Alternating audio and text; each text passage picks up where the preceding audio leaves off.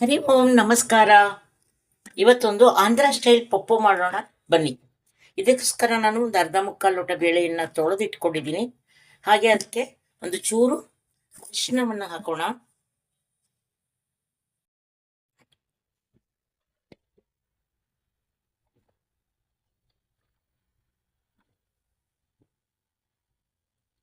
ಇಲ್ಲಿ 4-5 ಹಸಿಮೆಣಸು, 2 medium size tomato,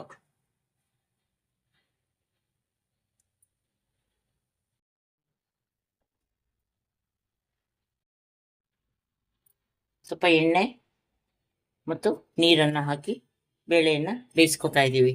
ಎಣ್ಣೆ ಹಾಕೋದ್ರಿಂದ ಬೇಳೆ ಬಹಳ ಬೇಗ ಬೇಯುತ್ತೆ. ಇದನ್ನು ಕುಕ್ಕರ್ನಲ್ಲಿಟ್ಟು ಒಂದು 3 ವಿಸಿಲ್ ಕೂಗಿಸ್ಕೊಳ್ಳೋಣ.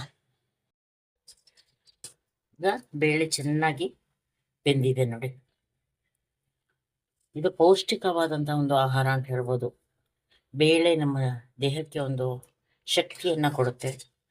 ನಾವು ಗಮನಿಸಿರ್ಬೋದು, ತಿಳಿಸಾರು ಅನ್ನ ಊಟ ಮಾಡಿದ್ರೆ ನಮಗೆ ಬೇಗ ಹಶ್ವಾಗುತ್ತೆ. ಅದೇ ಸಾಂಬಾರು ಅನ್ನ ಊಟ ಮಾಡಿದಾಗ ಬೇಗ ಹಶ್ವಾಗೋದಿಲ್ಲ. ಸೊ ನಾವು ಸಾಧಾರಣವಾಗಿ ಸಾಂಬಾರಿನಲ್ಲಿ ತೊಗರಿಬೇಳೆಯನ್ನು ಉಪಯೋಗಿಸ್ತೀವಿ, ಸ್ವಲ್ಪ ಜಾಸ್ತಿ ಪ್ರಮಾಣದಲ್ಲಿ ಉಪಯೋಗಿಸ್ತಿರ್ತೀವಿ. ಹಾಗೆ ದೇಹಕ್ಕೆ ಬಲ ಕೊಡುವಂತಹ, ಹಾಗೆ ನಾಲಿಗೆಗೆ ರುಚಿ ಕೊಡುವಂತಹ, ಮನಸ್ಸಿಗೆ ಒಂದು ನೆಮ್ಮದಿ ಕೊಡುವಂತಹ ಒಂದು ಪಪ್ಪು ಇವತ್ತು ಮಾಡ್ತಾ ಇದ್ದೀವಿ. ಇಲ್ಲಿ ಒಂದು ಪಾತ್ರೆಯನ್ನು ಇಟ್ಕೊಂಡಿದ್ದೀನಿ. ಅದಕ್ಕೆ ಸ್ವಲ್ಪ ಎಣ್ಣೆಯನ್ನು ಹಾಕ್ಕೊಂಡು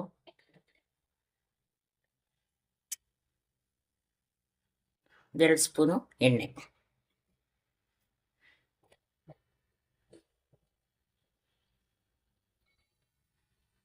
ಈರುಳ್ಳಿ ಮತ್ತು ಬೆಳ್ಳುಳ್ಳಿಯನ್ನು ಹುರ್ಕೊಳ್ಳಿಕ್ಕೆ, ಸಾಸಿವೆ ಹಾಕ್ಕೊಳ್ತಾ ಇದ್ದೀನಿ. ಒಂದು ಚೂರು ಜೀರಿಗೆಯನ್ನು ಕೂಡ ಹಾಕ್ಕೊಳ್ತಾ ಇದ್ದೀನಿ.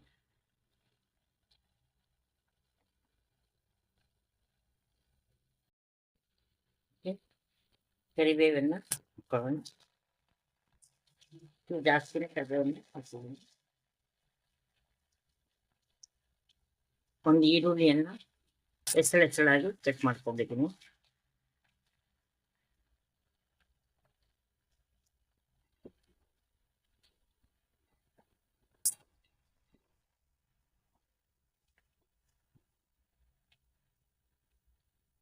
ಹಾಗೆ ಹೆಚ್ಚಿಟ್ಟುಕೊಂಡಂತಹ ಬೆಳ್ಳುಳ್ಳಿ ಜಜ್ಜಿ ಇಟ್ಕೊಂಡಿದ್ದೀನಿ, ಹೆಚ್ಚಿಟ್ಕೊಂಡಿಲ್ಲ, ಜಜ್ಜಿ ಇಟ್ಕೊಂಡಿದ್ದೀನಿ.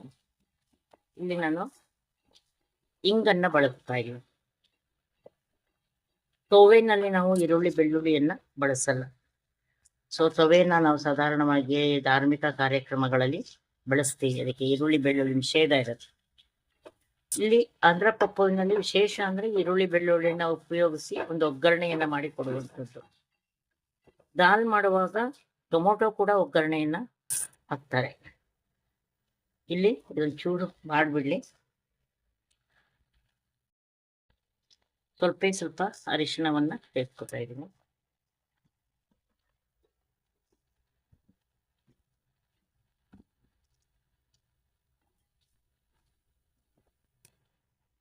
ಈಗ ನಮ್ಮ ಈರುಳ್ಳಿಯ ಬಣ್ಣ ಬದಲಾಗಿದೆ, ಬೆಳ್ಳುಳ್ಳಿಯ ಘಮ ಅದಕ್ಕೆ ಸೇರ್ಕೊಂಡಿದೆ. ಇದನ್ನು ಬೇಯಿಸಿಟ್ಕೊಂಡಂತಹ ಟೊಮೊಟೊ ಬೇಳೆ ಎಲ್ಲವನ್ನು ನಾವು ಸೇರಿಸ್ಕೊಳ್ಬೇಕು.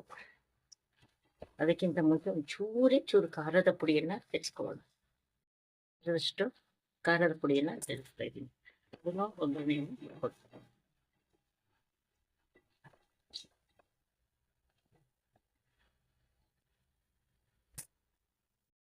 ಬೇಳೆಯನ್ನು ಸೇರಿಸ್ಕೊಳ್ಳೋಣ.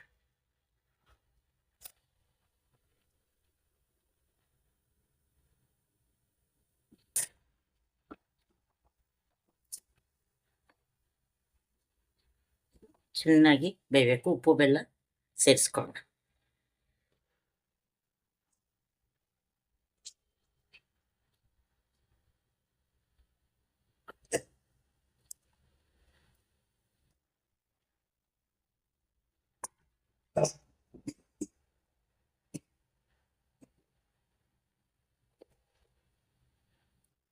ಉಪ್ಪು ರುಚಿಗೆ ಬೇಕಾದಷ್ಟು ಉಪ್ಪು ಹಾಕ್ತಾ ಇದ್ದೀನಿ.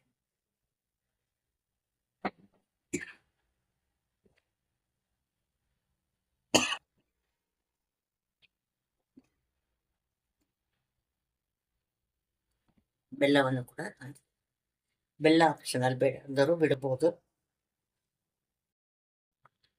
ಕಾಯಿ ತುರಿ ಆಪ್ಷನಲ್ಲು. ನಾನು ಒಂದು 2 ಸಣ್ಣ ಚಮಚದಷ್ಟು ಕಾಯಿ ತುರಿಯನ್ನು ಹಾಕ್ತಾ ಇದ್ದೀನಿ.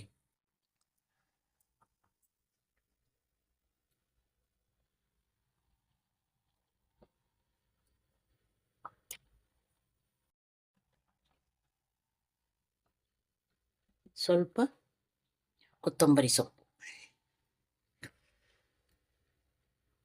ಸೊಪ್ಪು ಕಣ್ಣಿಗೆ ಭಾಳ ಒಳ್ಳೆಯದು. ಆದಷ್ಟು ಹಸಿಯಾಗಿ ಸೇವನೆ ಒಳ್ಳೆಯದಿದ್ದನು. ಹಾಗಾಗಿ ಹೆಚ್ಚು ಬೇಯಬಾರ್ದು ಅಂತಲೇ ಸಾಂಬಾರೆಲ್ಲ ಕುದ್ದು ನಾವು ಆಫ್ ಮಾಡೋ ಟೈಮಿಗೆ ಇದನ್ನು ಹಾಕುವಂಥದ್ದು.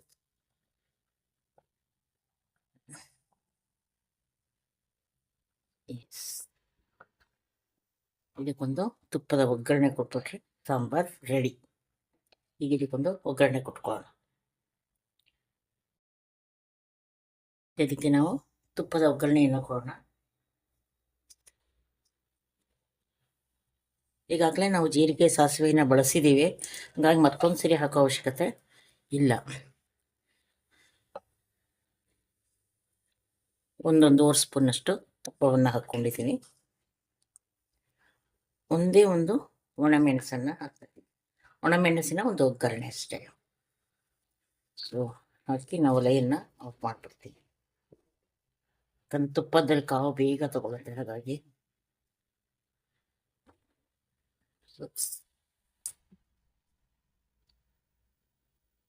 ನಮ್ಮ ದಾಲ್ ಇಲ್ಲಿಗೆ ರೆಡಿ.